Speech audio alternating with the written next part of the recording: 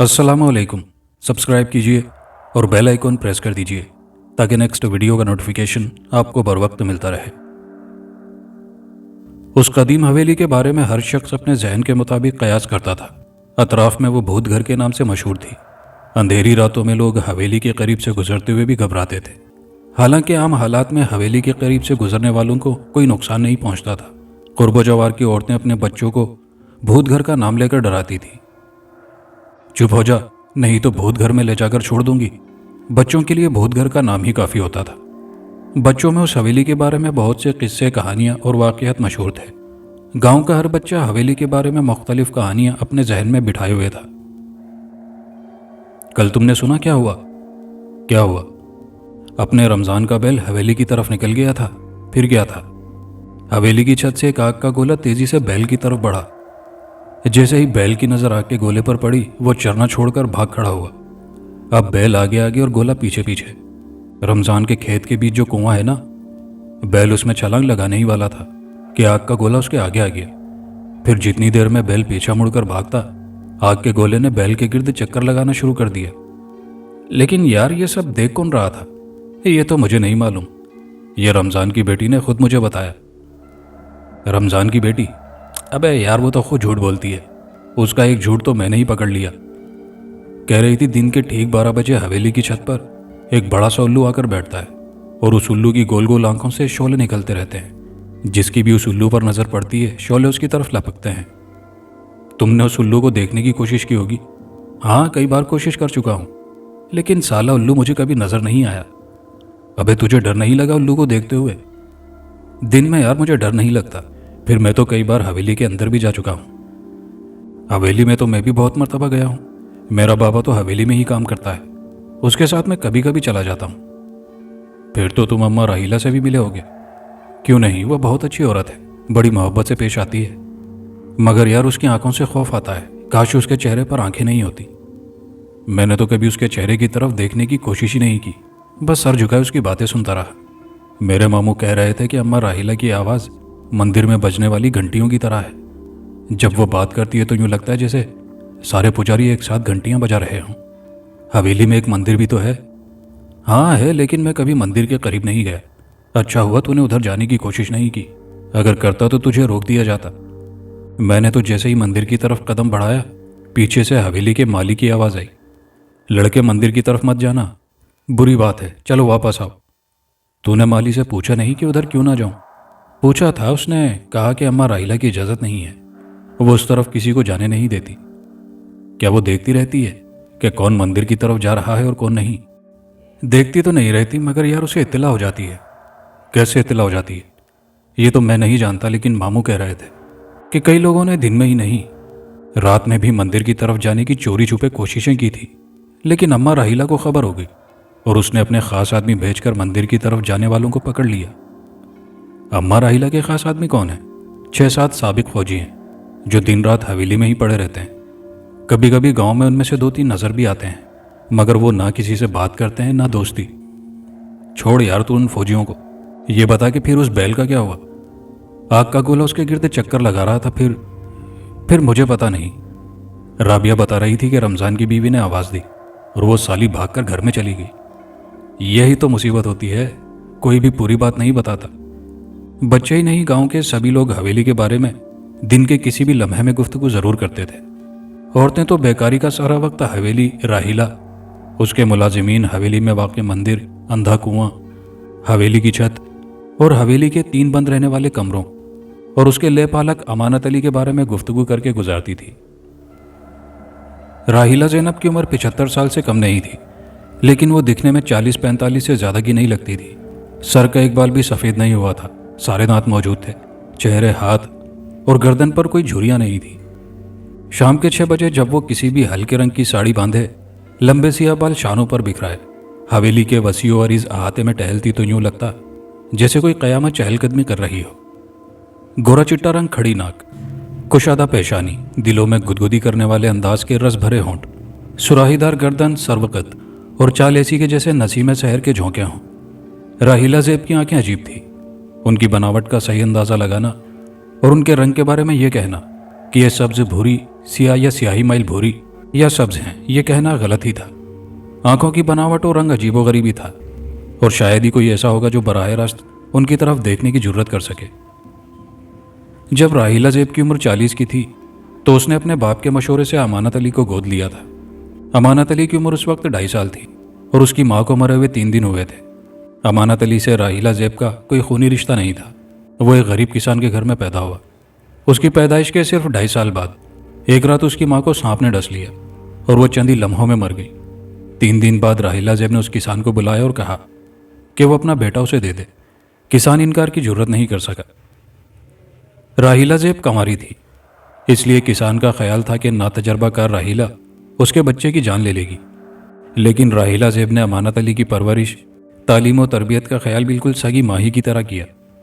जब अमानत अली 10 साल का हुआ तो उसका बाप भी मर गया। इस तरह अमानत अली का कोई वारिस नहीं रहा। अमानत अली को जवान होने तक ये इल्म था कि वो राहिला ज़ेब का ले पालक है। जब लोगों ने बताया कि राहिला ज़ेब उसकी सगी माँ नहीं है तो उसे यकीन नहीं आया, क्योंकि राहिला ज़ेब का सुलूक उसके साथ सगी माँ से भी कहीं ज़्यादा बेहतर था। अपने वालिद औरंगज़ेब के इंतकाल के बाद राहिला ने अपनी हज़ारों एकड़ ज़मीन और बागात अपने अजीज़ व अकारीब में तकसीम कर दिए। हवेली से मुल्ही का एक बाग और ये जद्दी पुश्ती हवेली उसने अपने लिए रख ली थी। औरंगज़ेब का एक लड़का वजाहत अली नौजवानी में ही अफ्रीका के किसी मुल्क में जा बसा था। 5 या 7 साल तक उसका राब्ता रहा और फिर अचानक ही मुनक़ता हो गया। अपनी ज़िंदगी के आखिरी दिनों में औरंगज़ेब ने अपने लड़के की तलाश शुरू की थी, लेकिन उन्हें उसका पता नहीं चला और एक रात वो इस दुनिया से रुखसत हो गए। मरते वक्त औरंगज़ेब की उम्र उस वक्त 100 साल थी और इस उम्र में भी तंदुरुस्त व तवाना थे। अगर वो हवेली की छत से अंधे कुएं में न गिरते तो उनके मरने का इम्कान भी नहीं था। वो कई दिनों से हवेली की छत पर जाने लगे थे और वहाँ कई कई घंटे रहते थे। चौथे दिन जब वो छत पर जा रहे थे तो राहिला ने कहा था, बाबा, छत पर जाने का जो सिलसिला आपने शुरू किया है वो कुछ मुनासिब नहीं है। मुलाजिमीन आपको हैरत से देखते हैं और मुझे कोफ्त होती है। लेकिन औरंगज़ेब ने छत पर जाना बंद नहीं किया और आखिरकार वहीं पुरस्रार हालत में उसकी मौत हो गई। असल में वहां से वो एक अंधे कुएं में गिर गया और कैसे गिरा ये बात कोई ना जान सका। उस हादसे की इत्तला गांव की पुलिस को दी गई।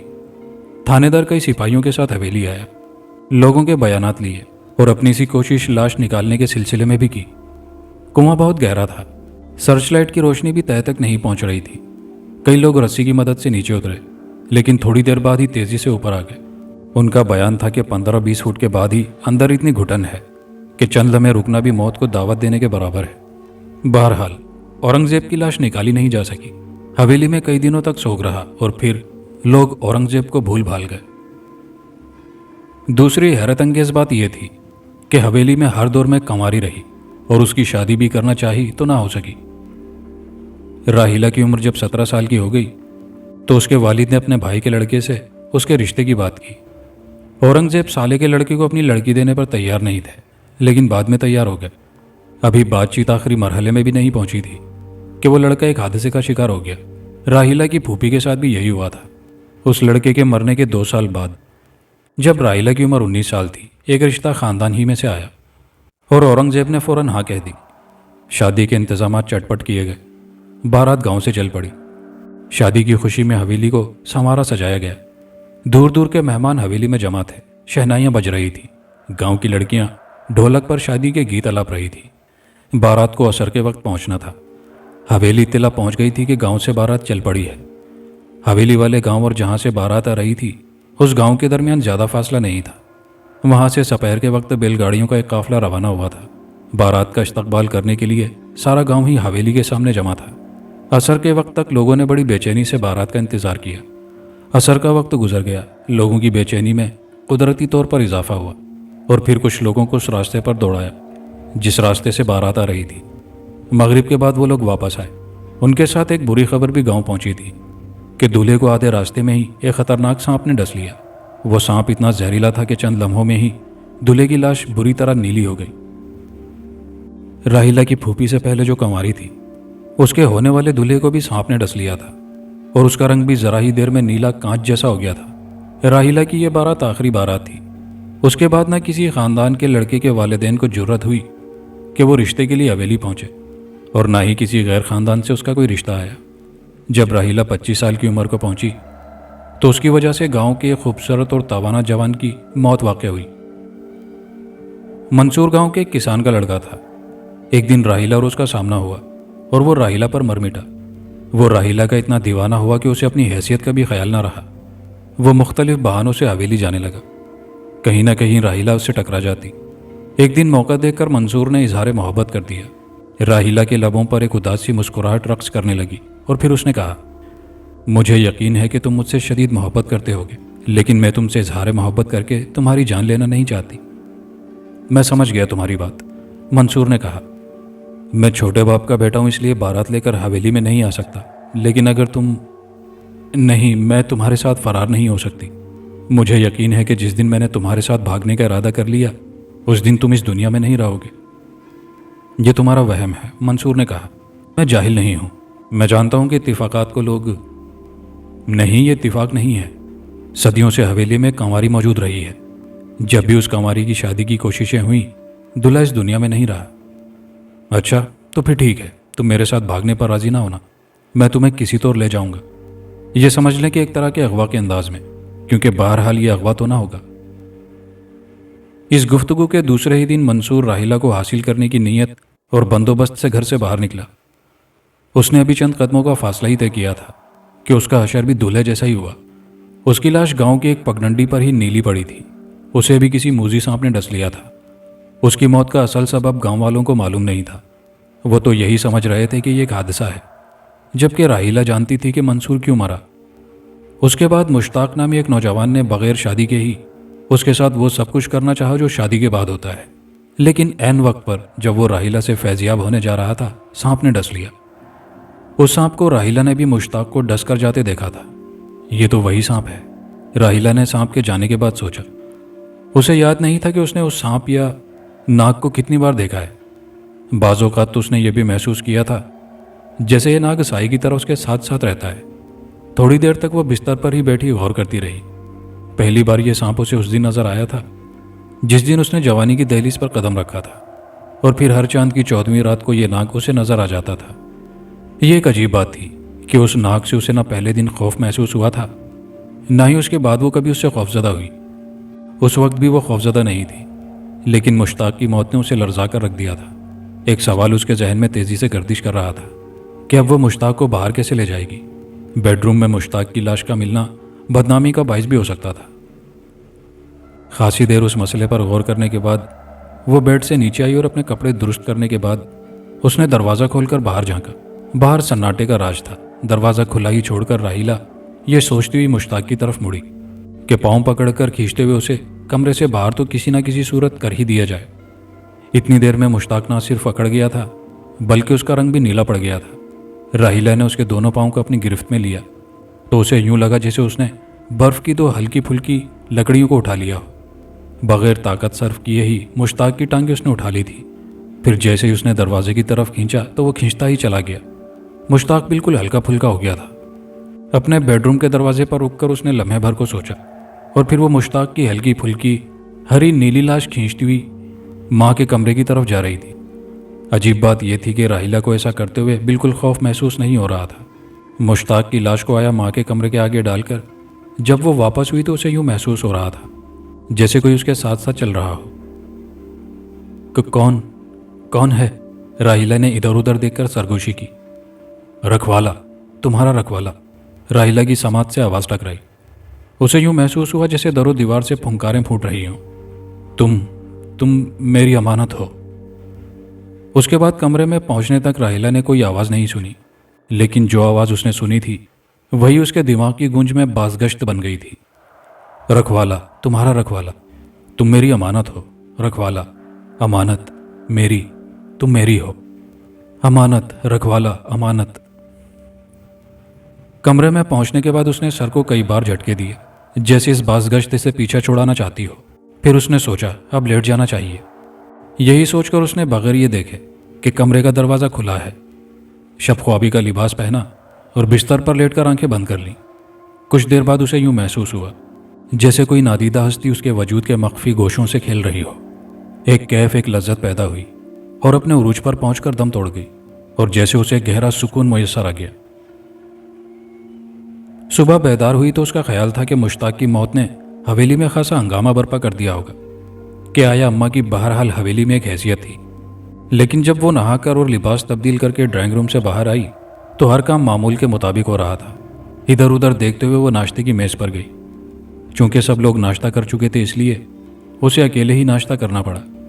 चाय का आखिरी घूंट लेकर उसने कप मेज़ पर रखा ही था कि आया अम्मा कमरे में दाखिल हुई। लो, तुम यहाँ बैठी हो राहिला।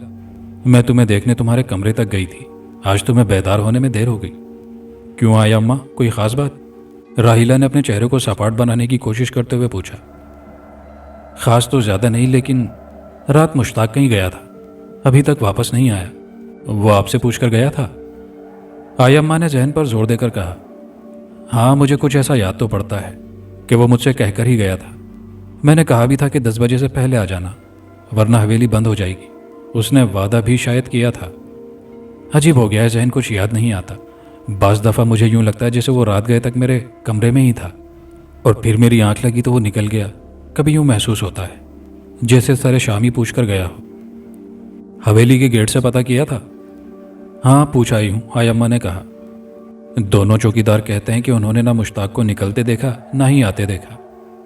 आ जाएगा अम्मा, राहिला ने अपने लहजे पर काबू पाने की कोशिश करते हुए कहा।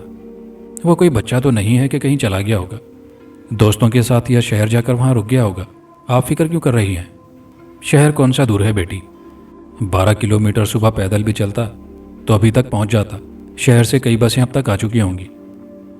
ठीक है, मैं गांव में किसी को भेजकर मालूम कराती हूँ। आया अम्मा के जाने के बाद राहिला ने सोचा, तो क्या मुश्ताक की लाश गायब हो गई? मगर कहाँ, किसने की गायब?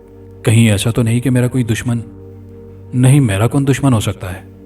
फिर सांप के जहर से मरने वाले के बारे में क्या तहकीक हो सकती है? यही कुछ सोचती हुई वो नाश्ते की मेज से उठ गई थी। एक हफ्ते तक मुश्ताक की तलाश जारी रही। पुलिस में भी रिपोर्ट की गई और फिर रफ्ता रफ्ता तलाश व जुस्तजू की रफ्तार कम हो गई। लेकिन शाकिर की गुमशुदगी ने फिर लोगों को मुश्ताक की तलाश तेज करने की दावत दी थी। शाकिर की लाश तो राहिला ने लाइब्रेरी में ही छोड़ दी थी, लेकिन सुबह लाइब्रेरी में शाकिर की लाश किसी को नहीं मिली। रात के 12:30 बजे थे जब शाकिर ने राहिला को अपनी गिरफ्त में लिया था। वो एक दिलचस्प किताब के मुताले में मसरूफ़ थी कि कदमों की चाप पर उसने सर उठाकर देखा। तुम यहाँ कैसे? राहिला ने शाकिर की तरफ हैरत से देखते हुए कहा था। शाकिर उसे अच्छा तो लगता था, लेकिन उसने कभी शाकिर के हौसले को महमेज नहीं किया था। आप इस तरफ आए, एक बात है, शाकिर ने अजीब से अंदाज में उसकी तरफ देखते हुए कहा। वो बार बार अपने खुश होंठों पर जबान फेर रहा था। जवानी के दिन को बर्बाद करना भी गुनाह है। मेरा ख्याल है आप मेरा मतलब समझ रही होंगी। लेकिन राहिला ने तजब्जुब के आलम में कहा, यह लाइब्रेरी। तो क्या हुआ? शाकिर ने कहा, और फिर दूसरे ही लम्हे राहिला उसकी गिरफ्त में थी। लेकिन फिर वही हुआ, शाकिर की गिरफ्त ढीली पड़ गई और वो किसी भीगे हुए कपड़े की तरह राहिला के कदमों में ढेर हो गया था।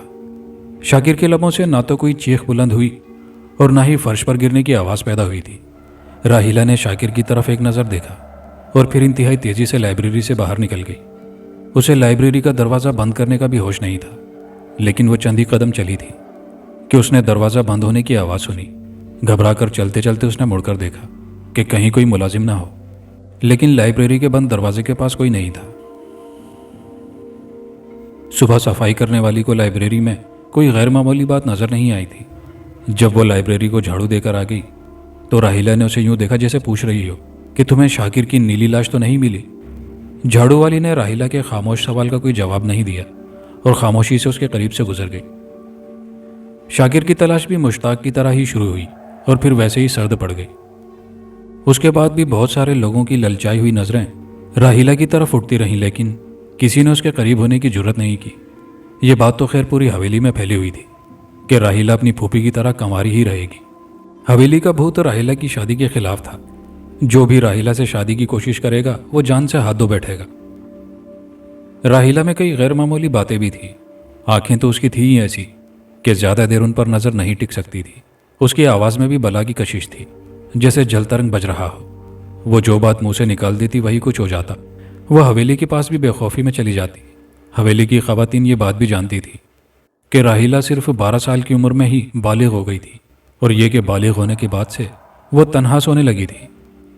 अगर उसे घर की बुजुर्ग खवातीन के दरमियान सुलाया जाता तो वो रात के किसी पहर उस कमरे में चली जाती जो बाद में उसका बेडरूम बन गया था। अपने बेडरूम के दरवाजे की वो अंदर से कभी कुंडी नहीं लगाती थी। अपनी शादी की तरफ से मायूस होने के बाद ही उसने एक बच्चे को गोद लिया और उसकी परवरिश पर तवज्जो देने लगी। जब उसका लेपालक 7 साल का हुआ तो उसके एक रिश्ते के चाचा के घर एक लड़की पैदा हुई। चाचा हवेली से बहुत दूर एक छोटे से मकान में रहते थे। लड़की की पैदाइश के 3 साल बाद राहिला ने अपने रिश्ते के चाचा को हवेली में आकर रहने का मशवरा दिया। पहले तो उसके चाचा नहीं माने, लेकिन चंद दिनों बाद उन्होंने हवेली में रहने पर रजामंदी जाहिर कर दी। इस तरह परिवश की परवरिश हवेली में होने लगी। परिवश जब 7 साल की हुई तो राहिला ने अपने लेपालक बेटे का रिश्ता मांग लिया। चाचा ने इस रिश्ते पर खुशी का इजहार किया था। जब परिवश 13 साल की हुई तो वह अमानत अली की बीवी और राहिला जेब की बहू बन गई थी। राहिला जेब ने अपने मुंह बोले बेटे को हवेली का वो हिस्सा भी दे दिया जो कभी उसकी फूफी की तहवील या इस्तेमाल में था। उस हिस्से में 2 कमरे, एक स्टोर रूम और एक बैठक थी। यह हिस्सा मंदिर के बिल्कुल मुकाबिल था। यह बात अलग के हवेली की दीवार और अहाते के वसी जमीन दरमियान में थी। अमानत अली शादी से खुश नहीं था। वो किसी गैर मुल्की लड़की से शादी करना चाहता था। उसका ख्याल था कि मगरबी ममालिक की औरतें वफाशियार और बराबरी की बुनियाद पर ज़िंदगी गुजारने का सलीका रखती हैं। उनकी जहनियत गुलामाना जहनियत नहीं होती। वो शोहर को अपना दोस्त समझती हैं, सरताज या ज़िंदगी का मालिक नहीं। राहिला जेब को अमानत अली के इन ख्यालात का अंदाज़ा नहीं था और ना ही अमानत ने कभी अपनी माँ से इस अंदाज में गुफ्तगू की थी। हालांकि माँ बेटे दोनों बहुत फ्री थे और ज़िंदगी के हर मसले और मौजू पर गुफ्तगू कर लेते थे। अगर राहिला को यह मालूम होता कि परिवश अमानत अली को पसंद नहीं तो वो और कुछ ना सही परिवश में दिलचस्पी पैदा करने की कोशिश ज़रूर करती। वो ऐसे हालात पैदा करती कि अमानत अली परिवश में दिलचस्पी लेने लगे। शादी के बाद तो कुछ नहीं हो सकता था और वो अपने बेटे को दूसरी शादी की इजाज़त कतई नहीं दे सकती थी, क्योंकि उनके ख़ानदान में 2 शादियाँ किसी की नहीं हुई थी। ये अलग बात है कि मर्दों ने अपनी अय्याशियों के लिए दूसरे रास्ते निकाले हुए थे, जिनका ख़ानदान पर ना कभी असर पड़ा और ना नस्ल बिगड़ी थी। उसे फ़ख्र था कि वो सब एक ही दादा ही नहीं, एक दादी की औलाद भी हैं। अमानत अली को वो औलाद से ज़्यादा अपना खिलौना समझती और उसकी हर तरह से हिफाजत करती। उसे यकीन था कि हवेली वालों की नस्ल उससे नहीं बल्कि उसके भाई से कहीं ना कहीं परवान ज़रूर चढ़ रही होगी। उसका भाई जिंदा सलामत होगा और कभी ना कभी खुद उसकी औलादों में से कोई हवेली तक पहुंच जाएगा। अमानत अली के निकाह के बाद सिर्फ 3 माह तक हवेली के हालात पुरसुकून रहे, लेकिन शादी के 3 माह बाद ही अमानत अली पर शदीद किस्म का दौरा पड़ा। वो पूरी हवेली में दीवानावार भाग रहा था। हवेली के मुलाजिमीन उसे पकड़ने की कोशिश कर रहे थे। अव्वल तो वो किसी के हाथ में आता नहीं था और अगर इत्तेफाक से वो उसे पकड़ भी लेते तो वो 4-5 मुलाजिमों को इस अंदाज में दूर फेंक देता जैसे वो इंसान नहीं कंकर या पत्थर हों। थोड़ी देर तक तो अमानत अली सिर्फ दाएं बाएं आगे पीछे भागता रहा, लेकिन फिर उसने नामानुस ज़बान में चीख कर कहना भी शुरू कर दिया था। राहिला जेब ने हवेली के मरकजी दरवाजे को बंद करने का हुक्म दिया था। वो दरवाज़ा बंद हो गया था, लेकिन अमानत अली दरवाजे की सिमत तो जा ही नहीं रहा था। पहले वो हवेली के गिर्द चक्कर लगाता रहा और फिर मंदिर के गिर्द 3 चक्कर लगाने के बाद मंदिर के बंद दरवाजे के सामने किसी कटे हुए शहतीर की तरह गिर गया। मंदिर की तरफ जाने की किसी मुलाजिम को इजाज़त नहीं थी, इसलिए जब अमानत अली ने मंदिर का रुख किया तो सारे मुलाजिमीन रुक गए थे। राहिला ने भी अमानत अली को गिरते देखा तो ये कहकर आगे बढ़ गई, मेरे पीछे कोई ना आए। बड़ी बहादुर बनती है, एक मुलाजिम ने बुड़बुड़ाने वाले अंदाज में कहा। पागल हो गया है साला, इसकी गर्दन ही ना तोड़ दे। क्या कह रहे हो तुम? दूसरे मुलाजिम ने कहने वाले के करीब होते हुए पूछा। कुछ नहीं यार, कह रहा हूं पता नहीं ये अचानक किसे क्या हो गया। वो चीख कर मालूम नहीं क्या कह रहा था। ऐसा मालूम हो रहा था जैसे चीनी जापानी जबान में कुछ कह रहा हो। वो चीनी जापानी जबान नहीं थी। क्या तू चीनी जापानी जबान जानता है? जानता तो नहीं हूं यार, लेकिन मैंने चीनी और जापानियों को बात करते सुना है। अरे वो तो उसके करीब बैठ गई है। राहिला जेब की तरफ देखते हुए तीसरे मुलाजिम ने कहा। यार तैयार रहो, कहीं वो बेगम को कोई नुकसान ना। हम तो तैयार हैं, लेकिन यहाँ से आगे बढ़ने का हुक्म नहीं है। किसी की जान बचाने के लिए हुक्म की परवाह कौन करता है? अगर बेगम साहिबा मुझे खतरे में नजर आएगी तो मैं हुक्म की परवाह किए बगैर आगे बढ़ जाऊंगा।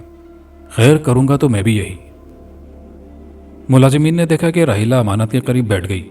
फिर उसने अमानत का सर अपनी गोद में रखा और उसके सर पर हाथ फेरने लगी। ऐसा करते हुए उसे चंद ही लम्हे हुए थे कि अमानत उठकर बैठ गया। थोड़ी देर तक वो आंखें मीचकर इधर उधर देखता रहा और फिर बोला, मम्मी मैं कहाँ हूँ और आप? अरे ज़मीन पर। उठ जाइए, मुलाजमीन देख रहे हैं। तुम्हारी तबीयत अब तो ठीक है? राहिला ने सर्द आवाज़ में पूछा। मुलाजमीन को कुछ दिखाने की ज़रूरत नहीं थी। तुम्हें जो कुछ कहना था मुझसे कहते। अगर मैं इनकार करती तो तुम्हारी मर्जी में जो आता तुम कर सकते थे। ये आप क्या कह रही हैं मम्मी? मैं जो कुछ कह रही हूँ ठीक कह रही हूँ। राहिला का लहजा अब भी सर्द था। यह कोई काम तुम मुझे दरमियान से निकाल कर करना चाहते हो? आपका एक लफ्ज़ भी मेरी समझ में नहीं आया मम्मी। राहिला खाली नज़रों से अमानत की तरफ देख रही थी। उसके देखने और कहने के अंदाज से यूँ महसूस होता था जैसे उसका मुखातिब अमानत नहीं कोई और हो। मैंने तुम्हारी खातिर अपनी जवानी, अपनी मुसरतें, अपनी ज़िंदगी दाव पर लगा दी और तुम मम्मी चलें? अमानत ने खड़े होते हुए कहा। आइए मेरे साथ। पता नहीं मैं यहाँ कैसे आया। मैं तो अपने कमरे में फ़ोन के करीब था। तुम फ़ोन किसको कर रहे थे? राहिला ने खड़े होने के बाद बराह रास्त अमानत से पूछा। उसकी नज़रें अमानत के चेहरे पर गड़ी हुई थी। मैं फ़ोन नहीं कर रहा था, अमानत ने सोच में डूबे हुए लहजे में कहा। बल्कि किसी ने मुझे फ़ोन किया था। किसने फ़ोन किया था तुम्हें? मैं नहीं जानता, अमानत ने झूठ बोला, क्योंकि फ़ोन करने वाली को अमानत जानता था। उसने उस जर्मन लड़की को देखा नहीं था, लेकिन दोनों का गायबाना तारुफ था। आज वो उससे मुलाकात का वक्त ले ही रहा था कि अमानत के हाथ से फ़ोन गिर गया और फिर उसे याद नहीं क्या हुआ था। और फिर उसके बाद उसने खुद को मंदिर के सामने लेटे हुए देखा था। कोई औरत थी कि मर्द? मम्मी वो हाँ बताओ। वो किसी लड़की की आवाज़ थी। लड़की? मुमकिन है औरत हो, अमानत ने थूक निगलने की कोशिश करते हुए कहा। बहरहाल निस्वानी आवाज़ थी। तुम उससे कभी मिले नहीं? नहीं मम्मी, बिल्कुल नहीं, अमानत ने कदरे तेज़ आवाज़ में कहा। आओ मेरे साथ, राहिला जेब ने खड़े हुए मुलाजमीन की तरफ बढ़ते हुए कहा। ये लोग पता नहीं क्यों खड़े हैं, मैं तो समझ रहा था ये आपके साथ आए हैं। अमानत अली ने राहिला के कदम से कदम मिलाकर चलते हुए कहा। लेकिन मेरी समझ में नहीं आ रहा कि मैं मंदिर तक कैसे आया। जाओ तुम लोग, राहिला ने अमानत की बात को नज़रअंदाज करते हुए मुलाजमीन को हाथ से चले जाने का इशारा करते हुए तेज़ आवाज़ में कहा। मुलाजमीन तेज़ी से हवेली की तरफ बढ़े और थोड़ी ही देर बाद वो हवेली में दाखिल हो गए थे। राहिला और अमानत अली मुलाजमीन के पीछे ही हवेली में दाखिल हुए थे। मौलवी आबिद हुसैन को अपने घर में ठहरे हुए 4 मेहमानों से मोहब्बत हो गई थी। हालांकि जब उनके एक कारोबारी दोस्त ने उन्हें 15 दिनों पहले लिखा था कि उसके चंद दोस्त आ रहे हैं उनका ख्याल करना, तो उसने बुरा समूह बनाकर सोचा था। ख्याल क्या करना, सीधे सीधे कहो कि उन पर माल खर्च करना। जब ये 4 मेहमान उसके घर पहुंचे तो उसे हैरत हुई थी। उन मेहमानों में खातून भी थी। हमारे नामों से तो आप वाकिफ़ ही होंगे, 4 मेहमानों में से एक ने कहा। हैरत है आपको उर्दू आती है, आबिद हुसैन ने उस शख्स के सवाल को नज़रअंदाज करते हुए कहा। क्यों नहीं आएगी, मैं जयपुर का रहने वाला हूँ, उस शख्स ने मुस्कुराते हुए कहा। मेरा नाम घनश्याम दास है। ये रोज़ा है, इसका ताल्लुक जर्मनी से है, लेकिन गुज़िश्ता 10 साल इसने मिस्र, शाम और इराक में गुजारे हैं और हमारा इसका साथ मिस्र में ही हुआ है। ये मेरे दोस्त जमाल फारूक हैं। घनश्याम ने एक उधेड़ उम्र पस्ता कद गंजे सर वाले शख्स की तरफ इशारा करते हुए कहा। और ये डिसूजा हैं, इनका ताल्लुक यूँ तो इंग्लिस्तान से है लेकिन रिहाइश मिस्र में है। बड़ी खुशी हुई आप सबसे मिलकर, मौलवी आबिद हुसैन ने कहा। हमारे शहर का रुख गैर मुल्की बहुत कम करते हैं। कराची, लाहौर, इस्लामाबाद और पेशावर में इतनी कशिश है कि सारे गैर मुल्की उस तरफ भागते हैं। यूँ हमारे शहर में कोई काबिल दीद मकाम नहीं है। आप तो हैं इस शहर में, घनश्याम दास ने मुस्कुराते हुए कहा। आपको अंग्रेज़ी तो आती होगी। यह सवाल भी घनश्याम दास ने उर्दू में ही किया था। क्यों नहीं, मुझे अंग्रेज़ी आती है, मैं अरबी में भी बात कर सकता हूँ, आबिद हुसैन ने कहा। मौलवी आबिद हुसैन फलों का कारोबार करता था। अरब ममालिक से बेशतर मुल्कों में वो फल भेजता रहा। गुज़िश्ता चंद माह से फल भेजने वाले ममालिक की फहरिस्त में मिस्र का नाम भी शामिल हो गया था, लेकिन वो इस नाम को अपनी लिस्ट से निकालने ही वाला था।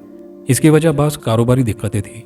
जिन दिनों वो अपने कारोबारी दोस्त को कारोबार मुनक़ता करने के बारे में इत्तला देने की सोच रहा था, उन्हीं दिनों उसका ख़त उसे मिला और फिर ये मेहमान आ गए। मुझसे यही कहा गया था कि आप पढ़े लिखे आदमी होंगे, घनश्याम दास ने कहा। बस इतना पढ़ा लिखा हूँ कि कारोबार चल रहा है। मेरी मालूमात के मुताबिक आप पहले किसी मस्जिद के पेश इमाम थे, रोज़ा ने गुफ्तगू में हिस्सा लेते हुए कहा। उस दौरान आपकी मालूमात दुरुस्त हैं, मौलवी आबिद हुसैन ने कहा। मैं सभी कुछ करता था, तावीज़, गंडे, जिन भूत, दम दुरूद करना। फिर एक दिन मेरा दिल इन चीज़ों से उकता गया और मैंने कारोबार शुरू कर दिया। पहले मैं अपने नाम के साथ आमिल लगाता था, फिर खुद को मौलवी लिखने लगा। कुछ मेरे जानने वाले अभी मुझे आमिल आबिद हुसैन ही कहते हैं। हमें ये सब मालूम है, रोज़ा ने कहा। यही नहीं, ये भी मालूम है कि आपने कई बार ज़ेर ज़मीन दबी। मेरे बारे में आपकी मालूमात काबिल रश्क हैं, आबिद हुसैन ने हैरत से रोज़ा की तरफ देखते हुए कहा। इस काम में कुछ हाथ नहीं आता, इसलिए मैंने छोड़ दिया। ऐसा तो नहीं कि इस काम में कुछ हाथ आने के बाद आपने उसे छोड़ दिया हो, रोज़ा ने मुस्कुराते हुए कहा। मैं आमिल मंजूर बेग से मिल चुकी हूँ। वो कभी आपके साथ होते थे। जब हमने यहाँ आने का प्रोग्राम बनाया तो उसने आपका नाम लेकर कहा था कि आप हमारी बहुत मदद कर सकते हैं। मंजूर बेग से कहाँ मुलाकात हुई थी तुम्हारी? आबिद हुसैन ने मशकूक अंदाज में रोज़ा की तरफ देखते हुए पूछा। मिस्र में मुलाकात हुई थी। वो खासे अरसे मिस्र में रहे। अब कहाँ है? इसका मुझे इल्म नहीं। जाने से कबल उन्होंने बताया नहीं था।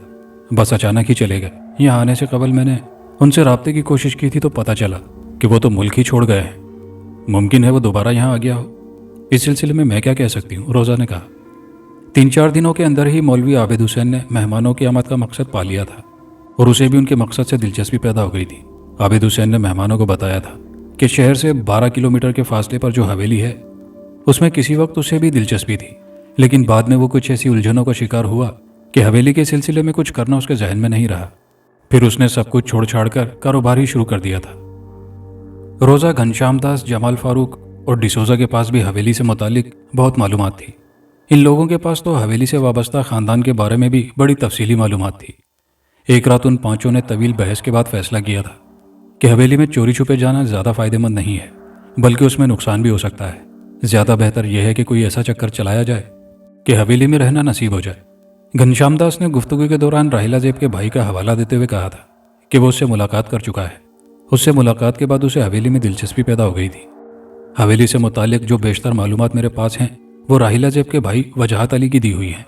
मैंने बहुत कोशिश की थी कि वजाहत मेरे साथ यहाँ आए और मुझे हवेली में चंद माह गुजारने का मौका फराहम करे, लेकिन वो तैयार नहीं हुआ। तुम्हें मालूम है वजाहत अली अब कहाँ है? मौलवी आबिद हुसैन ने पूछा।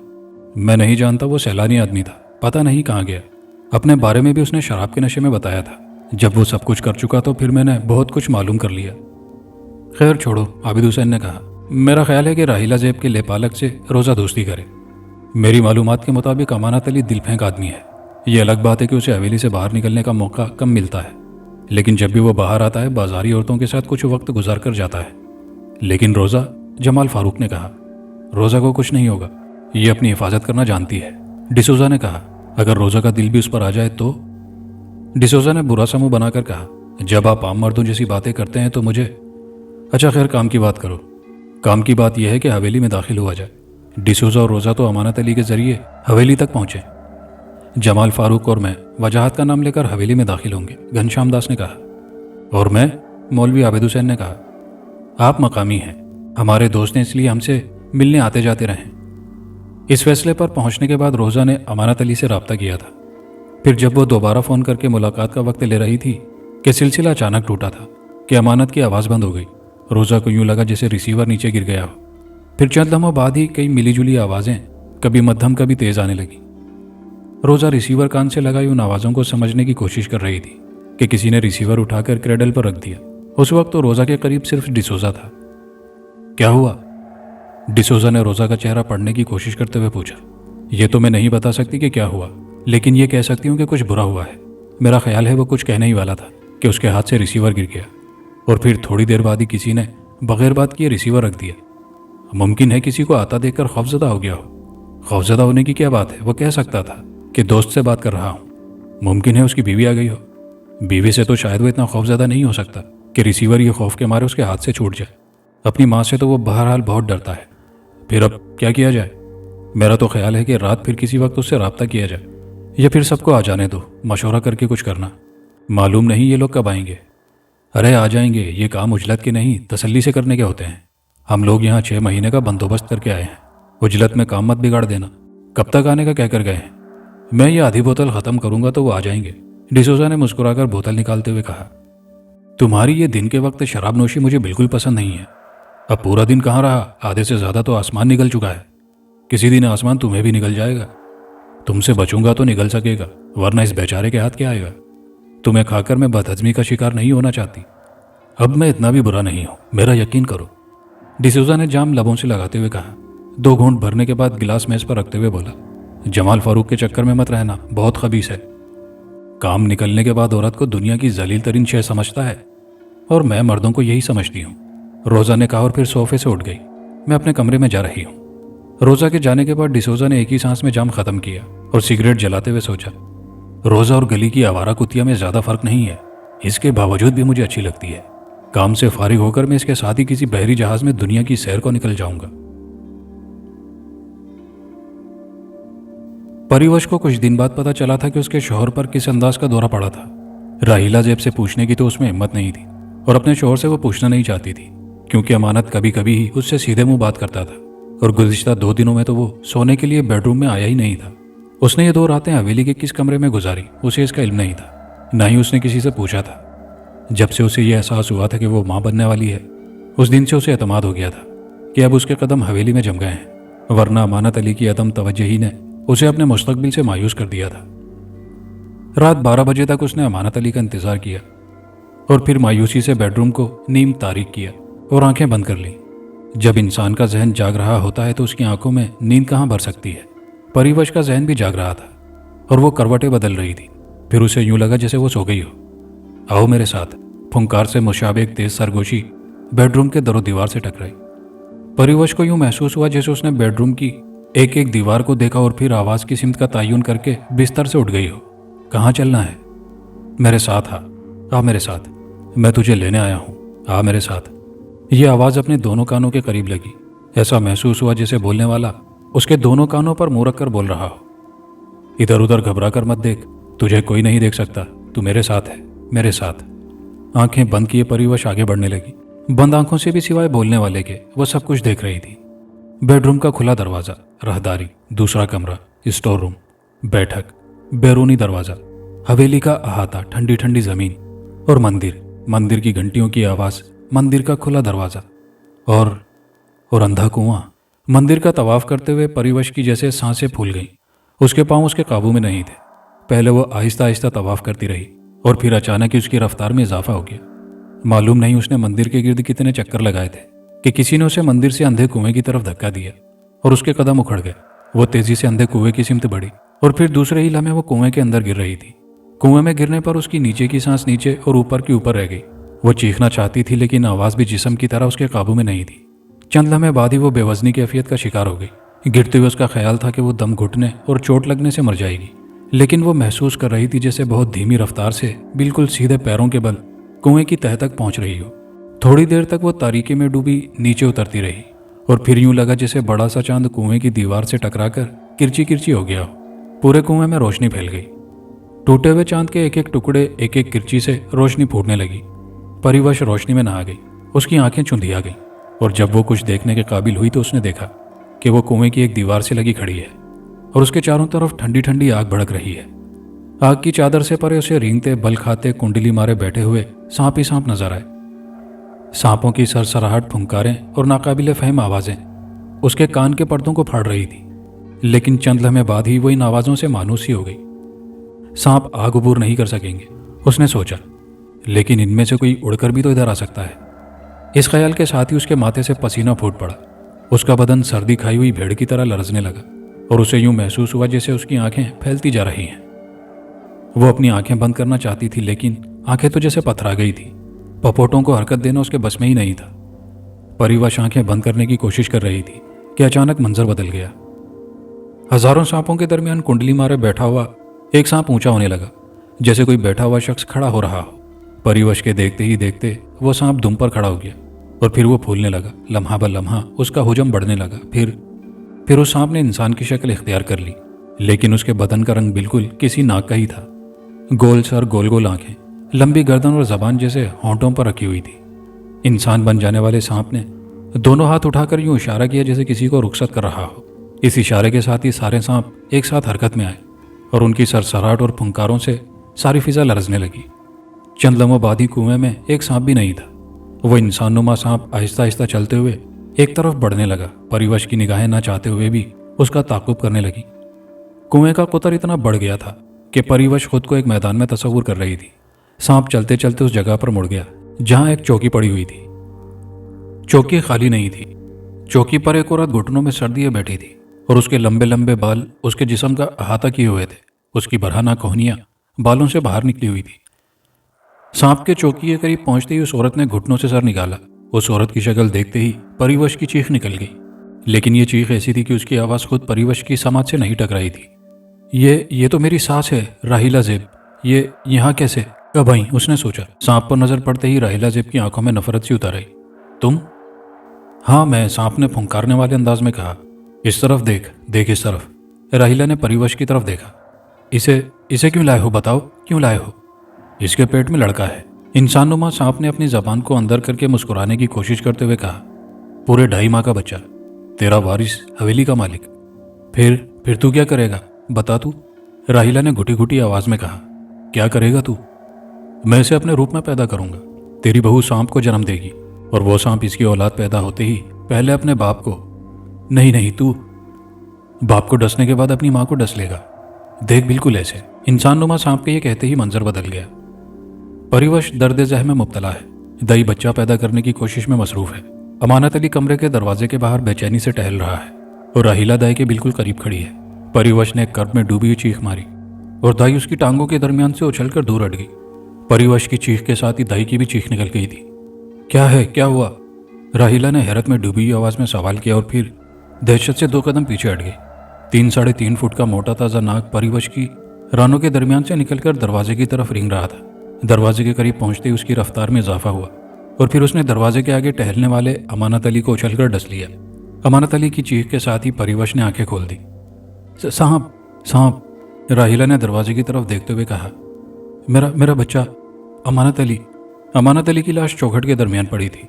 वो आधा कमरे में आधा कमरे से बाहर था। ये क्या हुआ? अमानत अली तो नीले पड़ गए हैं। सांप आहिस्ता आहिस्ता सरसराते हुए कमरे में दाखिल हुआ। इससे बचो, ये सांप, राहिला ने घबराई हुई आवाज में कहा।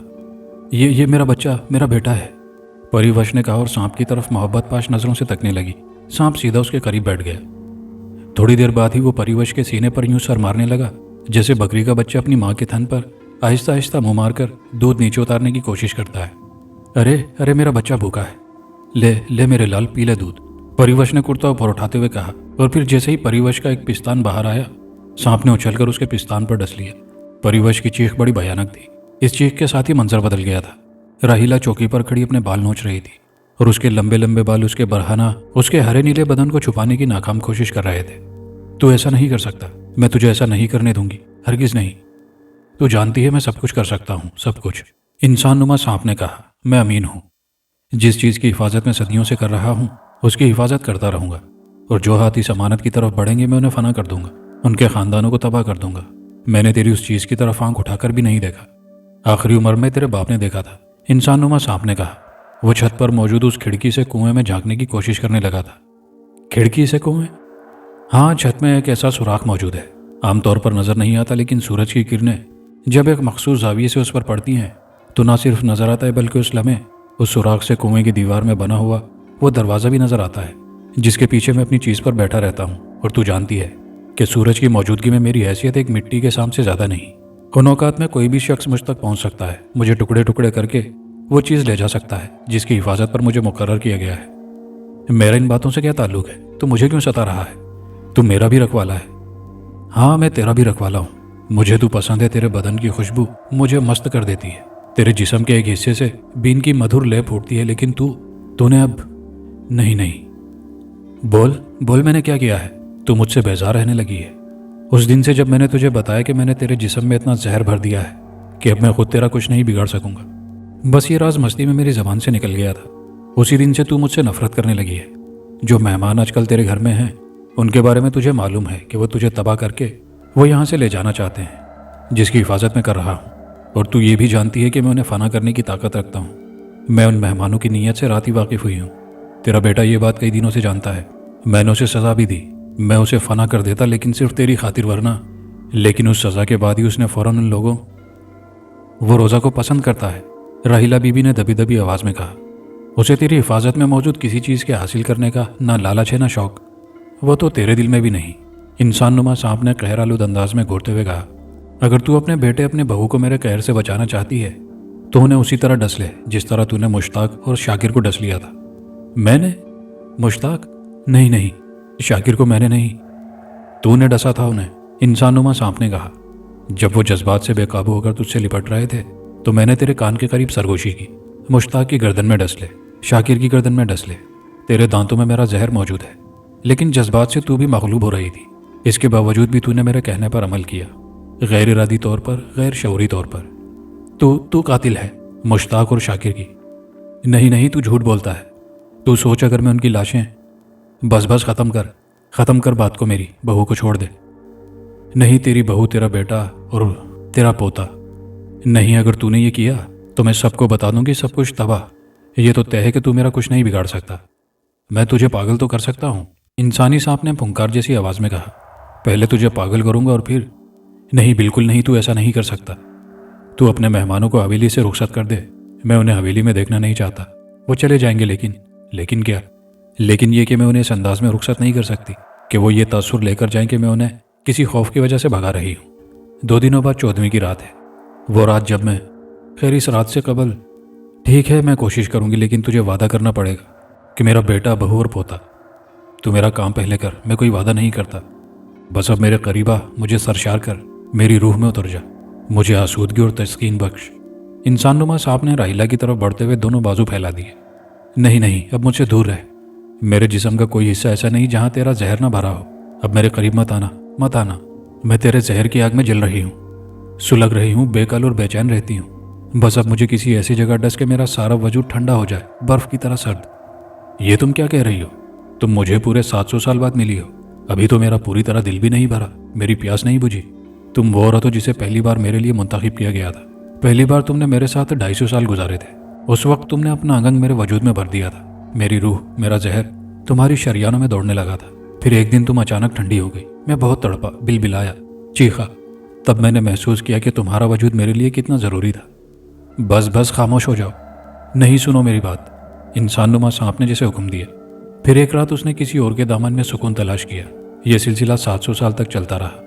700 साल में 6 औरतें मेरे तसरुफ में रहीं और फिर एक दिन तुम मिल गई। मैंने तुम्हें देखते ही पहचान लिया, लेकिन तुम मुझे नहीं पहचान सकी। दोबारा जब तुम मिली तो तुम्हारा मेरा 100 साल तक साथ रहा। उसके बाद तुम मर गई। मैं फिर तड़पा, बिलबिलाया, लेकिन तुम्हें जिंदगी देना मेरे बस में नहीं था। ये तुम कह रहे हो मुझसे? बताओ क्यों कह रहे हो?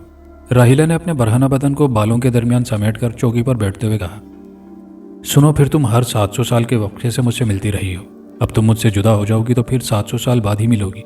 इसलिए आ, मेरे करीब आ, ताकि मैं तेरी शरियानों में अपना जहर भर दूं।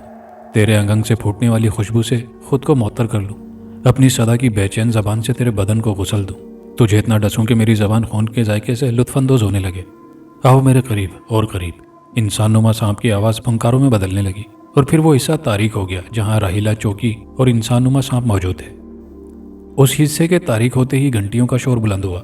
परिवश को यूं लगा जैसे ये शोर उसके कान फाड़ देगा। घंटियों के समात शिकन शोर के दरमियान परिवश को लज्जत और इंबसात में डूबी हुई राहिला की सिसकारियां सुनाई दे रही थी।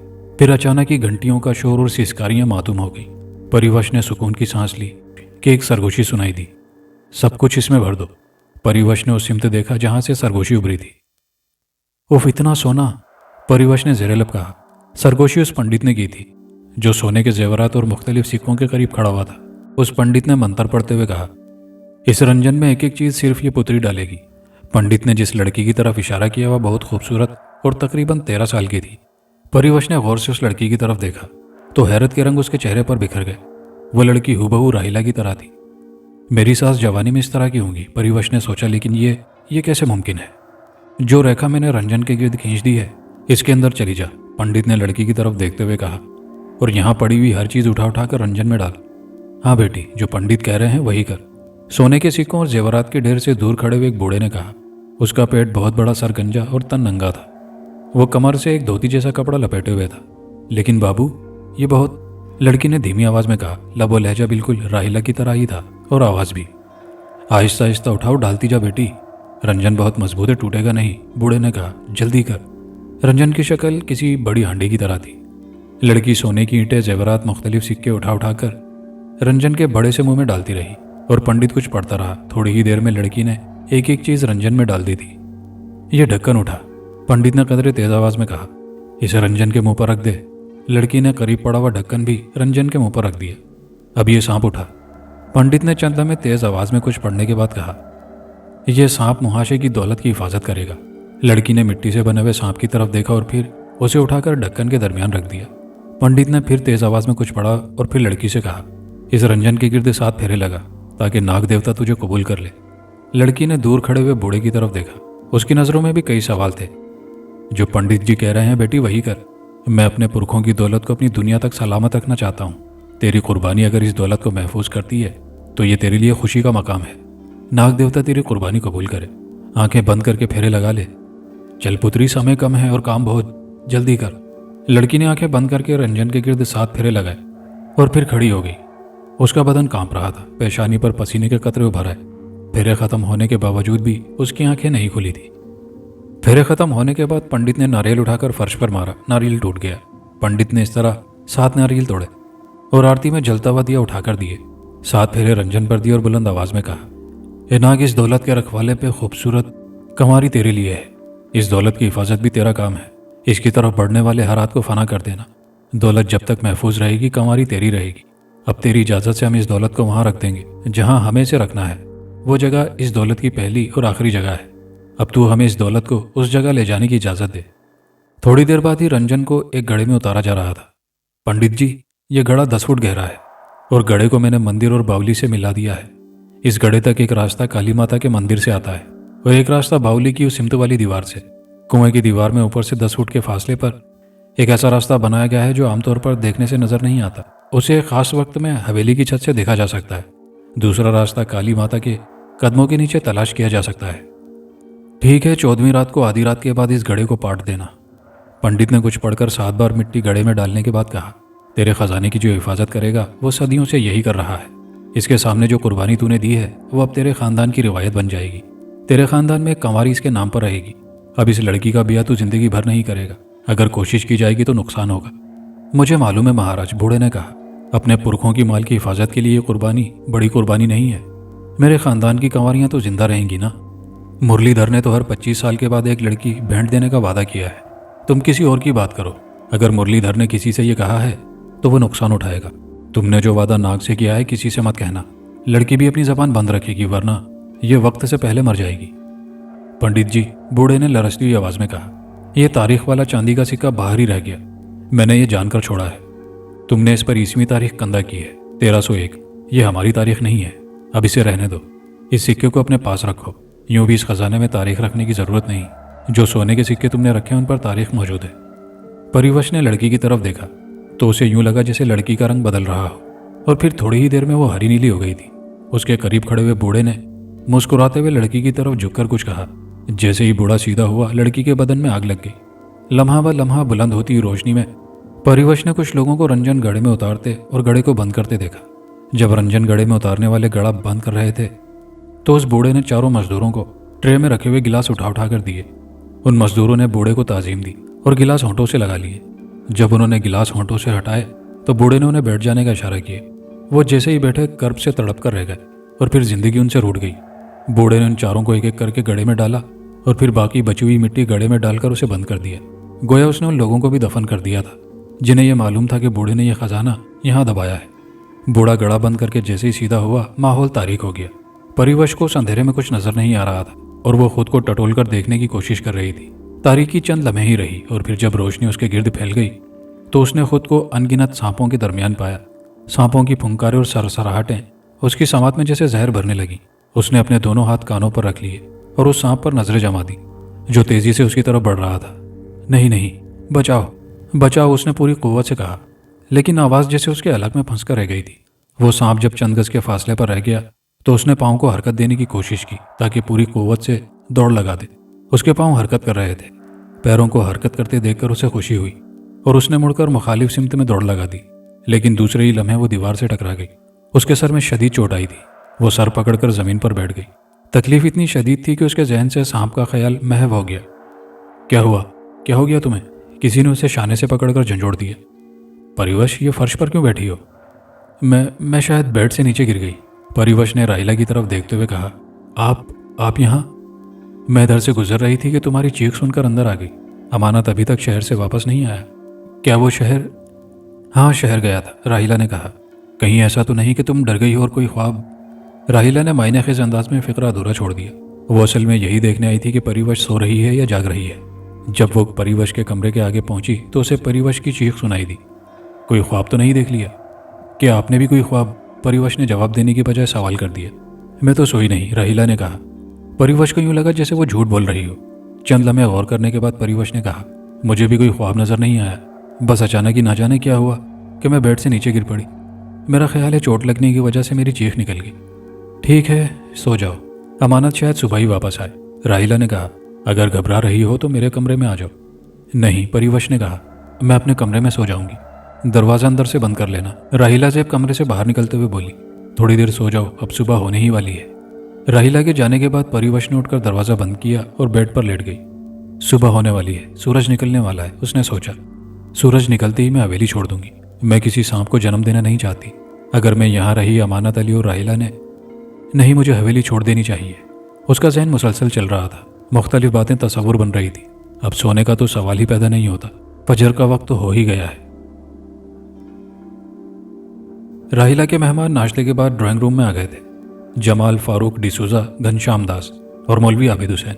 उन चारों ने रात एक ही कमरे में गुजारी थी। मैं जानता था कि गुफ्तगू लंबी हो गई तो रात आंखों में ही कट जाएगी। मौलवी आबिद हुसैन ने मुस्कुराते हुए कहा, मैं इन्हें छोड़कर जाने का इरादा कर रहा था, लेकिन जमाल फारूक तैयार नहीं हुए। रोज़ा मेरे ही घर पर है। अगर आप कहें तो मैं रोज़ा को बुला लेती हूँ।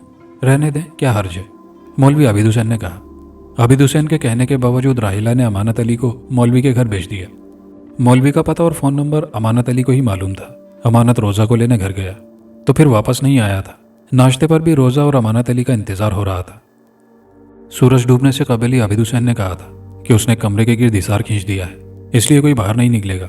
उसने मुख्तलिफ खदशात का इजहार करते हुए कहा कि मेरा ख्याल है कि अगर हमारे खिलाफ कुछ होगा तो वो सूरज डूबने के बाद ही होगा। मेरे हिसार से अगर कोई गैर मुतमईन हो तो वो अपने तौर और अकायद के मुताबिक अपनी हिफाजत कर सकते हैं।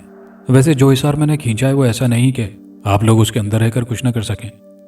मौलवी आबिद हुसैन की गुफ्तगू हर शख्स ने तवज्जो से सुनी थी।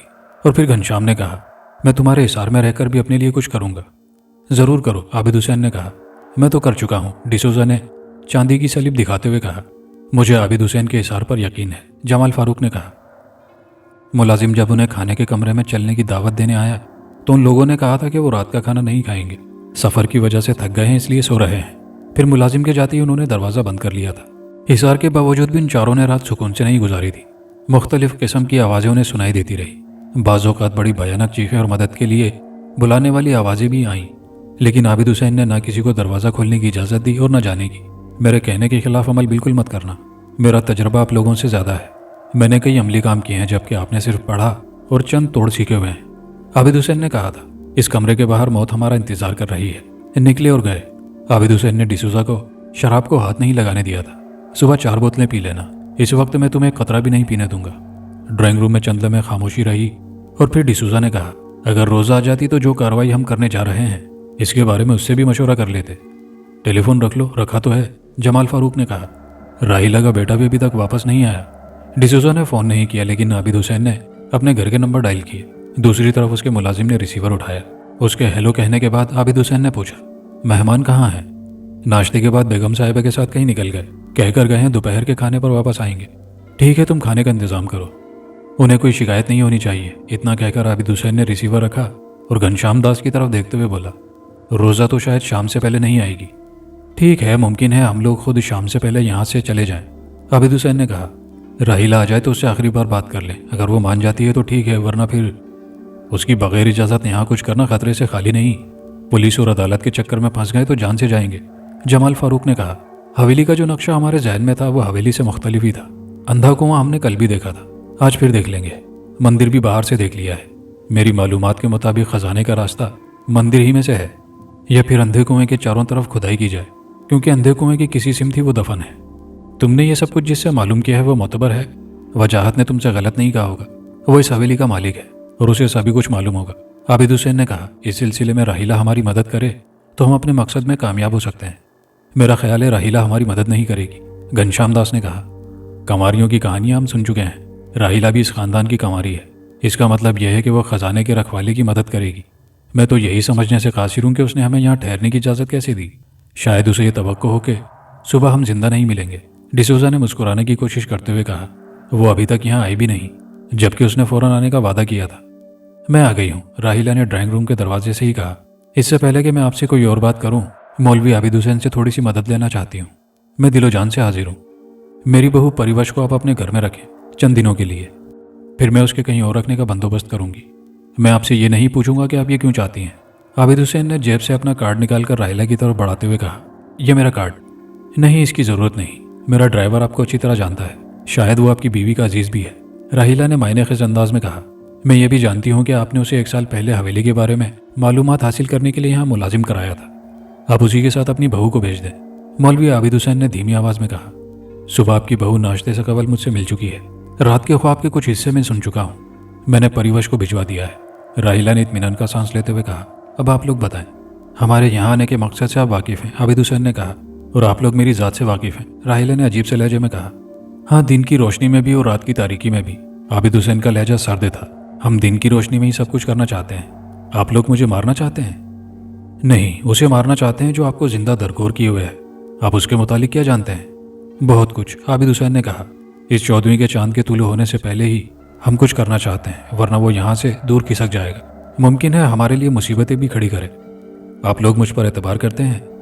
सिर्फ सूरज के चमकने तक। जहाँ वो गुरूब हुआ आप पर एतबार करना। आबिद हुसैन ने कहा, खैर इस बात को छोड़ें। आप उस खजाने के, मैं सब जानती हूँ। आपके वालिद मेरे भाई भी जानते थे, लेकिन हम उसे हासिल करना चाहते हैं। इसका अंजाम क्या होगा मैं जानती हूँ। हमें अपने अंजाम की परवाह नहीं। आपका अंजाम? मुझे अब उसकी परवाह नहीं। जो अजियतें मुझे मिलनी थी वो मिल चुकी। अब मैं खुद जिंदा नहीं रहना चाहती, अपनी मर्जी से मरना चाहती हूँ। अपनी मर्जी से? हाँ, अपनी मर्जी से, राहिला ने फंसी फंसी आवाज में कहा।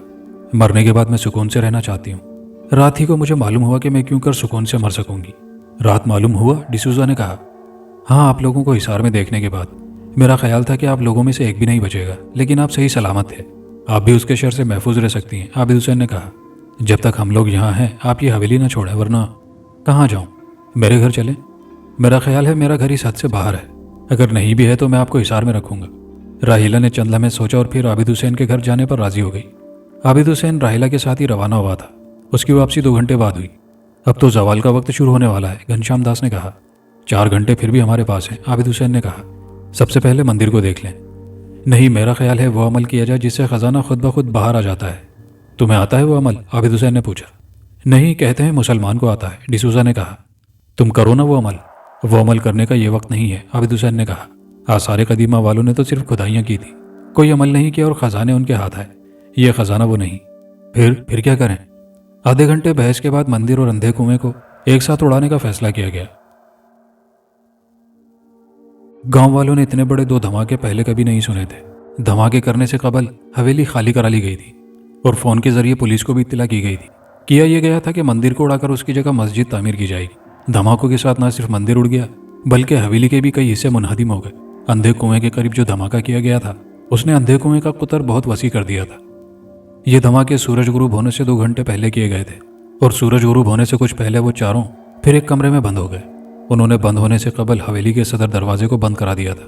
राहिला के 4 खास आदमी हवेली ही में थे, बाकी मुलाजिमीन की छुट्टी कर दी गई थी। रात 1 बजे के बाद हवेली में जैसे तूफान आ गया था। भयानक आवाजें, सरसराहटें, कहकहे, चीख और चीखों की मुसलसल बाजगश्त, कुत्तों के रोने की आवाजें, बिल्लियों के लड़ने और रोने की आवाजें। और 2 बजे रात को उन्हें यूं लगा जैसे राहिला आवाजें दे रही हो, मदद के लिए पुकार रही हो। ये आवाज राहिला की है, डिसूजा ने कहा। हाँ, मैं भी सुन रहा हूँ। तो फिर उसे बचाएं, मालूम नहीं उस पर क्या बीत रही है। नहीं, कमरे से बाहर कदम मत निकालना, वरना। रोजा की आवाज ने आबिद हुसैन को खामोश कर दिया। रोजा दरवाजा पीट रही थी। डिसूजा, दरवाजा खोलो, मैं हूँ रोजा। खोलो दरवाजा डिसूजा। दरवाजे के करीब ही मत जाना, आबिद हुसैन ने अपनी जगह से उठते हुए कहा। मैं अपनी जान से प्यारी बीवी की आवाज पर भी दरवाजा नहीं खोलूंगा। डिसूजा ने नफरत से आबिद हुसैन की तरफ देखा और फिर दरवाजे की तरफ जस्ते लगाई, लेकिन आबिद हुसैन ने उसे दरवाजे तक पहुंचने नहीं दिया। ये हमें तबाह करने की कोशिश कर रहा है। जमाल फारूक ने आगे बढ़कर डिसूजा की गर्दन पर हाथ मारा। दरवाजे के करीब मत जाना, वरना जान से मार दूंगा। ये लोग कमरे के अंदर उलझे हुए थे और बाहर रोजा और राहिला की आवाजें गूंज रही थी। वो उन्हें मदद के लिए बुला रही थी, दरवाजा खोलने और बाहर आने की इल्तिजाएं कर रही थी। कमरे में खामोशी तारी थी। जमाल फारूक और मौलवी आबिद हुसैन जेरे लब कुछ पढ़ भी रहे थे। रात के 3 बजे थे जब रोजा की भयानक चीख और राहिला का कहकहा सुनाई दिया, और इसके साथ ही राहिला की दर्द में डूबी हुई आवाज सुनाई दी। नहीं, मुझे छोड़कर मत जाओ। ना जाओ, मैं तुम्हारे बगैर मर जाऊंगी, तबाह हो जाऊंगी। बताओ कहाँ जा रहे हो? मैं वहां जरूर पहुंचूंगी, जरूर आऊंगी, मुझे बताओ। नहीं, फुंकार जैसी आवाज उभरी। अब 700 साल बाद मिलेंगे, मैं यहाँ नहीं रुक सकता। निकल गया वो, आबिद हुसैन ने कहा। मेरा ख्याल है वो शुमाल की तरफ जाएगा। उस सिमत में मीलों दरिया नहीं है। तो क्या अब हम उसे तलाश करने में अब सालों लगेंगे, आबिद हुसैन ने कहा।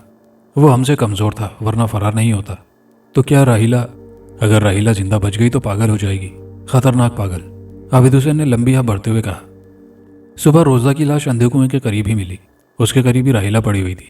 वो बेहोश थी। बाद में आबिद हुसैन के घर वालों ने बताया कि 10 बजे रात को राहिला ने अपनी हवेली जलने की बात की। अमानत और परिवश तो तैयार नहीं हुए। रोज़ा तैयार हो गई थी और वो दोनों राहिला की कार में ही रवाना हुए थे। अस्पताल पहुंचकर राहिला को होश तो आ गया था, लेकिन वो आपे में नहीं थी। उसके हलक से अजीबोगरीब आवाज़ें निकलती थी। बाज़ औक़ात वो किसी सांप की तरह फुंकारती। हवेली वीरान हो गई थी। अमानत अली और परिवश ने शहर में ही रिहाइश इख्तियार कर ली थी। राहिला ने उनके लिए बहुत कुछ छोड़ा था। वो खुद तो पागल खाने पहुंच गई थी। उसे खतरनाक पागलों के वार्ड में रखा गया था। 3 माह पागल खाने में रहने के बाद वो मर गई। उसकी मौत भूखा रहने की वजह से हुई थी। डिसूजा, जमाल फारूक और घनश्याम दास 2 हफ्ते आबिद हुसैन के मेहमान रहे और फिर यहाँ से खाली हाथ ही रवाना हो गए। जमाल फारूक ने जाते हुए आबिद हुसैन को मशवरा दिया था कि वो हवेली वाले खजाने का मालूम जरूर करे कि वो किस सिमत और कितनी दूर खिसक गया है। दोस्तों, कहानी अपने इख्तिताम को पहुंची। आखिर में आपकी गुजारिशात पर आपके नाम। पहला नाम है मोहम्मद कासिम साहब कराची से, आसिफ खान साहब कराची से, मोहम्मद शकील साहब हैं लखनऊ से, इकबाल खान साहब हैं दिल्ली से, मोहम्मद रेहान साहब हैं महाराष्ट्र मुंबई से, एक और मोहम्मद रेहान साहब हैं बिहार बगलापुर से, मोहम्मद शावेद साहब हैं गाज़ियाबाद लोनी से और डॉक्टर फसीउद्दीन राशिदी साहब हैं शिकागो यूएसए से। आप सबके प्यार भरे कमेंट्स का बेहद शुक्रिया। कहानी कैसी लगी कमेंट बॉक्स में अपनी राय का इजहार जरूर कीजिएगा। वीडियो को दोस्तों के साथ लाइक शेयर करना मत भूलिएगा और चैनल पर आने वाले नए दोस्तों से गुजारिश है कि चैनल को लाजमी सब्सक्राइब कर लीजिए। शुक्रिया।